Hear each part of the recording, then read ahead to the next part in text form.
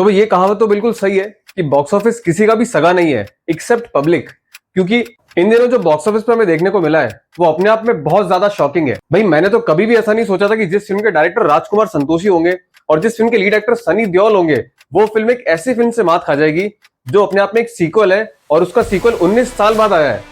तो दोस्तों, जहां एक तरफ पुराना दर्द, रोंगटे खड़े कर देने वाला म्यूजिक और हमारे इमरान हाशमी का आइकॉनिक शिवम पंडित वाला स्वैग जिसे देखकर थिएटर में तालियां सीटियां बज रही है, दूसरी तरफ है हमारे 2.5 किलो के हाथ वाले सनी पाजी और ग्रेट डायरेक्टर राजकुमार संतोषी की फिल्म बंटवारा 1947, जिसे देखकर ऐसा लग रहा था कि फिल्म अपने आप में इतिहास दोहराने वाली है। बट अनफॉर्चुनेटली पब्लिक ने उस फिल्म को बुरी तरीके से ठुकरा दिया। तो दोस्तों, मैं बात कर रहा हूँ उस महामुकाबले की जो इंडिपेंडेंस डे के वीकेंड पर लड़ा गया।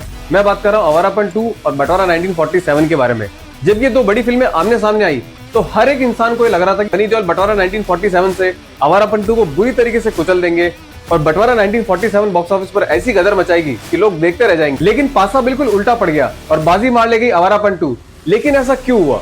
नॉर्मल सी एक्शन थ्रिलर फिल्म अपने आप में ब्लॉकबस्टर बन गई और वहीं दूसरी तरफ इतने बड़े बजट की हिस्टोरिकल फिल्म बुरी तरीके से बॉक्स ऑफिस पर फ्लॉप हो गई। तो आज की इस वीडियो में आपको बताएंगे क्यों आवारापन 2 अपने आप में सबसे बड़ी हिट रही और क्यों बंटवारा 1947 बॉक्स ऑफिस पर बुरी तरीके से फ्लॉप हो गई।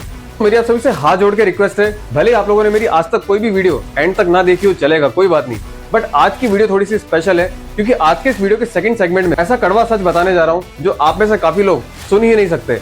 तो मेरी आप सभी से रिक्वेस्ट है कि आप इस वीडियो को एंड तक जरूर देखिएगा, ये वीडियो आपकी आंखें खोल देगा। तो चलिए शुरू करते हैं। तो सबसे पहले बात करते हैं आवारापन 2 के बारे में। देखिए, सभी को पता था कि आवारापन 2 चलेगी, बट इतनी जबरदस्त वाली ब्लॉकबस्टर हो जाएगी ये किसी ने भी नहीं सोचा था। इसका सबसे पहला कारण है कल्ट नॉस्टैल्जिया कनेक्शन। भाई जब 2007 में आवारापन पार्ट 1 रिलीज हुई थी तो वो बॉक्स ऑफिस पर तो बुरी तरीके से फ्लॉप हो गई थी, लेकिन जब लोगों ने उसको टॉरेंट से डाउनलोड करके देखा और अदर सोशल मीडिया प्लेटफॉर्म पर देखा तब लोगों को पता चला कि ये तो कल्ट क्लासिक फिल्म है, ये अपने आप में रियल सिनेमा है। तब लोग इमरान हाशमी के शिवम पंडित के किरदार से अच्छी तरीके से कनेक्ट कर पाए थे क्योंकि वो उसका पागलपन वाली आशिकी, उसके दर्द को लोगों ने अपने आप में फील किया और यही चीज आवारापन 2 के लिए सबसे बड़ी एडवांटेज रही। 19 साल बाद इसका सीक्वल आया तो लोग उस नॉस्टैल्जिया की वजह से थिएटर तक जा पहुंचे। और दूसरा सबसे बड़ा कारण है इस फिल्म का सोलफुल म्यूजिक। देखिए, विशेष फिल्म प्रोडक्शन की विशेषता है कि उनकी फिल्म का म्यूजिक बहुत ही शानदार रहता है। भले उनकी फिल्म का बॉक्स ऑफिस पर कलेक्शन अच्छा ना हो बट उनका म्यूजिक हमेशा हिट रहता है और आवारापन 2 के साथ भी यही हुआ। मेकर्स को अच्छे से पता था कि लोग आवारापन को उसकी म्यूजिक की वजह से बहुत ज्यादा पसंद करते हैं और इसी चीज की वजह से उन्होंने आवारापन पार्ट 1 के 2 सॉन्ग्स उठाए और उनको रिक्रिएट करके वापस आवारापन 2 के अंदर डाला। और जब भी थिएटर के अंदर वो 2 सॉन्ग्स बजे, स्पेशली तेरा मेरा रिश्ता, लोगों के रोंगटे खड़े हो गए और इसी चीज की वजह से लोगों ने फिल्म को बहुत ज्यादा एंजॉय किया और इस फिल्म का बैकग्राउंड स्कोर भी अपने आप में फिल्म की बहुत बड़ी जान है। और तीसरा सबसे बड़ा कारण है perfect action and emotional balance. तारीफ करनी होगी यहाँ पे डायरेक्टर नितिन कक्कड़ की, क्योंकि देखिए जब भी कोई कल्ट क्लासिक फिल्म का सीक्वल आता है तो लोगों की एक्सपेक्टेशन उसको लेकर आसमान छू जाती है। नितिन कक्कड़ ने इस बार इमरान हाशमी के दर्द को गुस्से में बदल दिया और ये फिल्म वो सब कुछ डिलीवर करती है जो एक इमरान हाशमी के फैन को चाहिए होता है। इसके टाइम का डार्क और स्नेजी एक्शन थ्रिलर। तो ये तो थे वो सारे कारण जिसकी वजह से आवारापन 2 अपने आप में बहुत बड़ी ब्लॉकबस्टर साबित हो गई। अब बात करते हैं बंटवारा 1947 के बारे में। क्यों बंटवारा 1947 बॉक्स ऑफिस पर इतनी बुरी तरीके से फ्लॉप हुई? जहां पर lead actor Sunny Deol, director Rajkumar Santoshi और प्रोड्यूसर आमिर खान हो, उसके बाद भी जनता ने क्यों इस मूवी से बुरी तरीके से मुंह फेर लिया? तो चलिए विस्तार से बताते हैं आपको इसके बारे में। तो भी सबसे पहला कारण है इस फिल्म की इंस्पिरेशन। ये फिल्म इंस्पायर्ड है एक ऐसे नाटक से जिसको लिखा है असगर वजाहत ने। उस नाटक का नाम ये है जिसने लाहौर नहीं देखा वो जन्मा ही नहीं। मैंने मेरी पहले की वीडियो में भी कहा था, अबे सालो तुम्हारा लाहौर खुद हमसे जन्मा है। अब सोचिए, इस नाटक को पाकिस्तान में पूरी तरीके से बैन कर दिया गया था। वैसे तो पाकिस्तानियों में बिल्कुल दिमाग नहीं है पर वो इन सब चीजों में बहुत समझदार है। उन्होंने इस नाटक को इसलिए बैन कर दिया क्योंकि ये नाटक हिंदू और मुस्लिम की भाईचारा को बढ़ा रहा था। तो वो लोग ये बिल्कुल नहीं चाहते थे कि पाकिस्तान में एक भी हिंदू बचे। और सर्टिफाइड जिहादी आमिर खान ने क्या करा, उन्होंने इसको लेकर एक बहुत बड़े बजट की फिल्म बना दी और फिर लोगों ने उनको अपनी तरीके से जवाब भी दे दिया।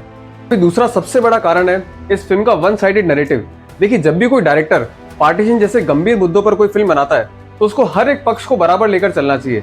आपने फिल्म के अंदर ये तो दिखाया कि पार्टीशन के दौरान मुसलमानों को कितनी दिक्कत हुई थी। हम भी ये चीज मानते हैं कि मुसलमानों को दिक्कत हुई थी, बट सिर्फ मुसलमानों को दिक्कत नहीं हुई थी, हिंदू, मुस्लिम, सिख, ईसाई, हर एक धर्म के लोगों को दिक्कत हुई थी। डायरेक्टर साहब ने अपनी फिल्म के अंदर 80% ये चीज दिखाई है कि सिर्फ और सिर्फ मुसलमानों को दिक्कत हुई थी, हिंदुओं को इतनी दिक्कत नहीं हुई थी। डायरेक्टर साहब ये भूल गए कि 27 लाख हिंदुओं और सिख भाइयों को पाकिस्तान से पलायन करना पड़ गया था क्योंकि उनकी वहां पर इतनी ज्यादा हालत खराब थी, या तो कन्वर्ट हो या फिर मर जाओ। और 17 लाख हिंदू और सिख भाई बांग्लादेश से पलायन कर गए थे, उनकी हालत भी वहां पर ऐसी ही थी। तो जहां डायरेक्टर साहब ने ये दिखाया कि मुसलमानों को हिंदुस्तान छोड़ना पड़ा, तो वहां डायरेक्टर को यह भी दिखाना चाहिए था किस तरीके से पाकिस्तान से और बांग्लादेश से लाखों हिंदू और सिख भाई भी हिंदुस्तान आए थे, क्योंकि वो लोग वहां पर इस कदर परेशान थे कि अगर वो लोग वहां से नहीं आते तो वो लोग वहां जिंदा ही नहीं बचते। डायरेक्टर साहब ने ये तो दिखाया किस तरीके से हिंदुओं ने मुसलमानों की लड़कियों पर बुरी तरीके से जुल्म किए, पर डायरेक्टर साहब ये दिखाना भूल गए कि हिंदू और सिख भाइयों की लड़कियों को क्या क्या झेलना पड़ा था। और तीसरा सबसे बड़ा कारण है भूतिया ट्रेन का जिक्र ना करना। अगर फिल्म का डायरेक्टर राजकुमार संतोषी हो तो हम लोग ये तो एक्सपेक्ट करते हैं कि तो आप थोड़ी सी तो डिटेलिंग करेंगे ही करेंगे, लेकिन अफसोस इस फिल्म के अंदर ऐसा कुछ भी नहीं दिखाया गया। जिन लोगों को नहीं पता कि भूतिया ट्रेन क्या थी, मैं आपको बताता हूँ। लाहौर से ट्रेन चलती थी जिसके अंदर हिंदू और सिख भाई पाकिस्तान से परेशान होकर हिंदुस्तान आते थे। जब वो ट्रेन लाहौर से चलती थी और हिंदुस्तान की सीमा तक पहुंचती थी, उससे पहले ही वहां के जितने भी जिहादी लोग हैं वो हमारे हिंदू और सिख भाइयों को पूरी तरीके से मार देते थे। और जब वो ट्रेन हिंदुस्तान पहुंचती थी तो उस ट्रेन के अंदर सिर्फ और सिर्फ लाशें होती थी, इसलिए उस ट्रेन को भूतिया ट्रेन कहा जाता था। और इस ट्रेन का जिक्र डायरेक्टर अनिल शर्मा ने अपनी फिल्म गदर के अंदर भी किया था, जिसे देखकर लोगों के रोंगटे खड़े हो गए थे। और इसका एक और सबसे बड़ा कारण है, इस फिल्म के अंदर ये चीज दिखाई गई किस तरीके से सिर्फ और सिर्फ मुसलमानों के घरों को जलाया गया, हिंदुओं के घर को तो आज तक नहीं आई, चाहे हिंदुओं के घर पाकिस्तान में हो या हिंदुस्तान में।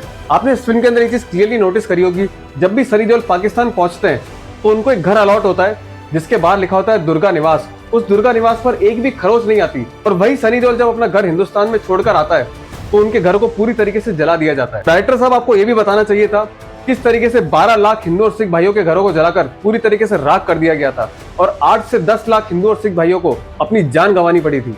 और भी last but not the least कारण था इस फिल्म का भद्दा म्यूजिक। ए.आर. रहमान को पूरी तरीके से रिटायरमेंट ले लेना चाहिए या फिर पूरे बॉलीवुड को निर्णय लेना चाहिए कि ए.आर. रहमान पर पूरी तरीके से बैन लगाया जाए। जो मैं बात बोल रहा हूँ आप में से काफी लोगों को कड़वी लगेगी, पर मैं तो हमेशा बोलूंगा जो बात सच होगी।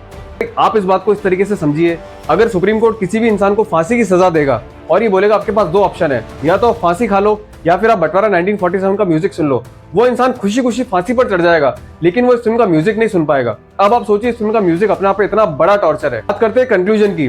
देखिए, आवारापन 2 ने हमें वो दिया जो हमें चाहिए था, हमारा 19 साल बाद का परफेक्ट नॉस्टैल्जिया, वो सोलफुल म्यूजिक और इमरान हाशमी के चेहरे पर झलकता हुआ वो दर्द जिसे देखने के लिए पब्लिक एक्चुअल में तरस रही थी। इसी की वजह से आवारापन 2 अपने आप में इतनी बड़ी ब्लॉकबस्टर साबित हुई। लेकिन बंटवारा 1947 ने हमें क्या दिया? सिर्फ वन साइडेड नैरेटिव।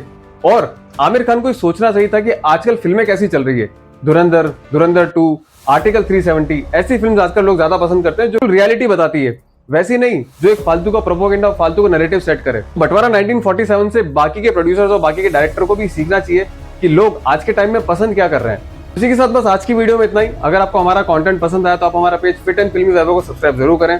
इंस्टाग्राम पे हमें फॉलो करना ना भूलें, इससे हमें काफी मोटिवेशन मिलता है। तो मिलते हैं आपसे अगली वीडियो में, तब तक के लिए अपना ध्यान रखिए। जय हिंद, जय भारत।